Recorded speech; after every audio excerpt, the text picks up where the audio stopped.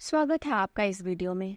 आज हम भारतीय इतिहास के महान राजा विक्रमादित्य के बारे में चर्चा करेंगे। विक्रमादित्य 1वीं से 7वीं शताब्दी के दौरान शासन करने वाले प्रमुख राजा थे। भारत में चक्रवर्ती सम्राट उसे कहा जाता है जिसका संपूर्ण भारत में राज होता है। ऋषभ देव के पुत्र राजा भरत पहले चक्रवर्ती सम्राट थे, जिनके नाम पर ही इस अजनाभ खंड का नाम भारत पड़ा। उज्जैन के सम्राट विक्रमादित्य भी चक्रवर्ती सम्राट थे। विक्रमादित्य का नाम विक्रमसेन था। विक्रम बेताल और सिंहासन बतीसी की कहानियां महान सम्राट विक्रमादित्य से ही जुड़ी हुई हैं। उनके पिता का नाम राजा गंधर्वसेन था। गंधर्वसेन के 2 बेटे थे, विक्रमादित्य और भर्तहरि। विक्रम की माता का नाम सौम्यदर्शना और जिन्हें वीरमती के नाम से भी जाना जाता है।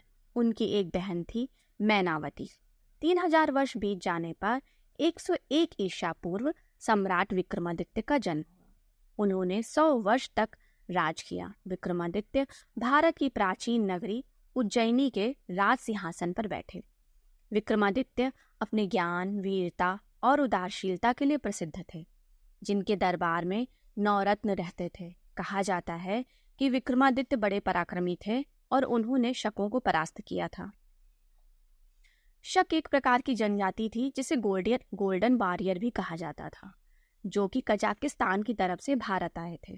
9 रत्नों को रखने की परंपरा महान सम्राट विक्रमादित्य से ही शुरू हुई थी, जिसे तुर्क बादशाह अकबर ने भी अपनाया था। सम्राट विक्रमादित्य के 9 रत्नों के नाम धनवंतरी, छपड़क, अमर सिंह, शंकु, बेताल भट्ट, घटखरपर, कालिदास, वारामिहिर और वर रुचिक हैं। इन 9 रत्नों में उच्च कोटि के विद्वान, श्रेष्ठ कवि, गणित के प्रकांड विद्वान और विज्ञान के विशेषज्ञ आदि सम्मिलित थे। विक्रमादित्य को भारतीय इतिहास के सबसे महान राजाओं में से एक माना जाता है। उनके शासनकाल में उनके साम्राज्य में समृद्धि, सुरक्षा और संस्कृति का पूरा विकास हुआ। उनके शासनकाल को अक्सर स्वर्णिम युग के रूप में भी संदर्भित किया जाता है।